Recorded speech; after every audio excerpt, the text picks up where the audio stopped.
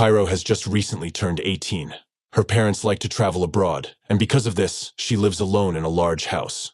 She is very fond of literature, and it is the only thing that keeps her from being sad alone.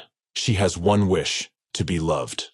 Today, something new will happen in her life, and she will be able to meet a writer like her.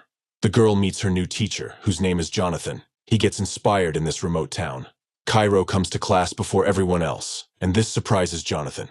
He asks her where she lives. They tell each other about their lives. Jonathan is amazed that Cairo has read the entire syllabus. Cairo jokingly replies that she likes it tougher.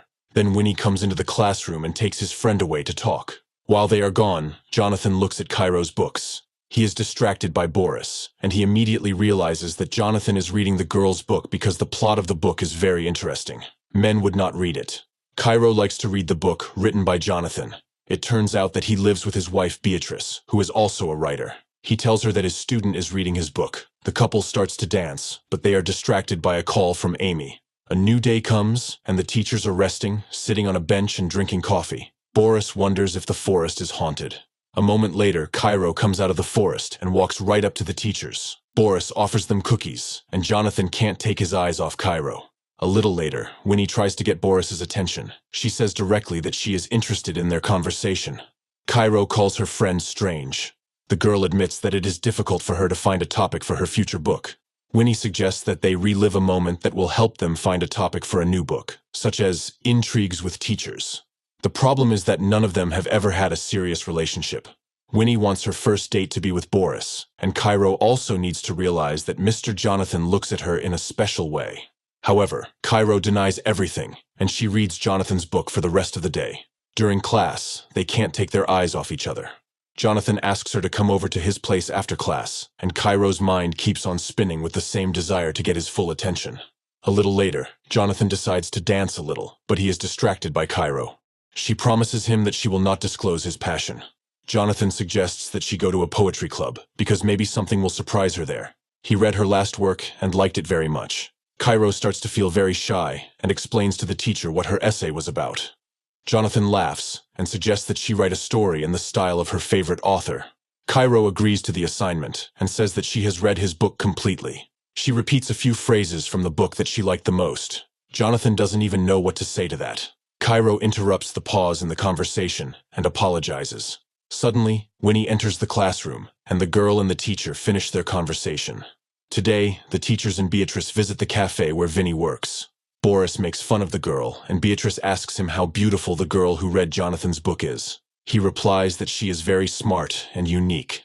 Beatrice decides to tell him that Jonathan is not a writer, and he chose to be a teacher.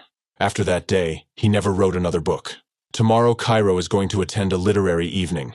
She feels that this day will be very important for her. Jonathan is happy to see her, and a guy comes on stage to read his work. Jonathan listens attentively, but Cairo looks only at Jonathan.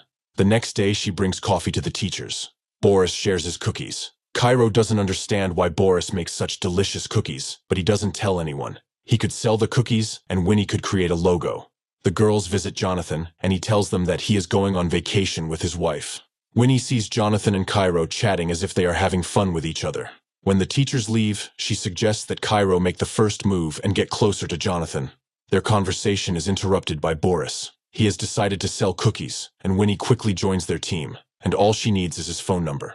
That day, Cairo calls Jonathan, and he promises to stop by before he leaves. Cairo reflects on the fact that true love is quiet and calm. A few hours later, Jonathan arrives at Cairo's house. She comes out of the house dressed in a white dress. All Jonathan can do is stand there and watch her walk toward him. Cairo stops and asks him to come to her, but Jonathan still stands still. Then Cairo makes the first move, which leads to a kiss. After returning home, he keeps receiving messages from Cairo. Beatrice is annoyed by these messages, and this forces Jonathan to go to a place where no one will bother him. There, he begins to read Cairo's new book and imagines himself as the main character in the book. A new day comes. Cairo notices Jonathan's strange behavior and asks him what's wrong. Jonathan replies that she needs to choose a new author for the story. She claims that he asked her to write a storybook about a topic she knows. Jonathan asks if it is true that she knows the topic. Cairo replies that this book is about them. She looks at the confused teacher and tells him that this book is about two similar people who reject social constraints. Jonathan still thinks the book is too adult. Cairo is sure he is scared, and they are no longer strangers. Jonathan tries to explain that she is his student, and he is his teacher. Cairo still wants recognition, and says that her work is great. But Jonathan just doesn't want to admit it. She calls him a man without ambition. He could be much better, but right now, he's irresponsible. Before she leaves, the girl leaves her story in the box for the administration. In the evening, the friends meet up, and Winnie asks Cairo if she likes Jonathan. Cairo calls him bad names, but she still loves him. At this time, Beatrice learns about what his student wrote, but Jonathan does not admit that the story was written about him and Cairo. Beatrice manages to convince him to tell her about the story. Cairo suggests that Winnie write to Boris, and she does so. Boris comes to visit Jonathan's family, and Beatrice notices that he is corresponding with someone, but does not tell anyone about it. The conversation moves to another level, and Boris turns off his phone. Jonathan receives a call from the administration, accusing him of inappropriate behavior with Cairo. He is told that if they can prove it, he will lose his job. Beatrice says that he will lose more than just his job. She asks him to tell the truth, but Jonathan says that nothing happened. The next day, Cairo skips class, and Winnie looks very confused. She tries to make Jonathan look guilty, but he looks as cold as can be. Later, Cairo goes to the principal and describes their adventures with the teacher. Jonathan has to defend himself. He is lucky that their stories match. When asked the final question, Cairo says that she liked everything that happened. Obviously, Jonathan doesn't know what she answered, and this question confused him a lot. During the break, Boris realizes that Jonathan has fallen in love with Cairo. He was unlucky because he did not see the line that should not be crossed. That's why he got into this situation. When he comes home, Beatrice asks him questions. Beatrice does not believe his lies. Jonathan cannot deny that something happened between him and Cairo. This has become the last words, and Beatrice is preparing to file for divorce. Vinny goes to Cairo and asks her not to ruin Jonathan's life. She will ruin his life just to get back at him for rejecting her. Vinny says he will defend Jonathan and tell her that Cairo is lying. She quickly replies that Vinny can't do that because she has dirt on her and Boris.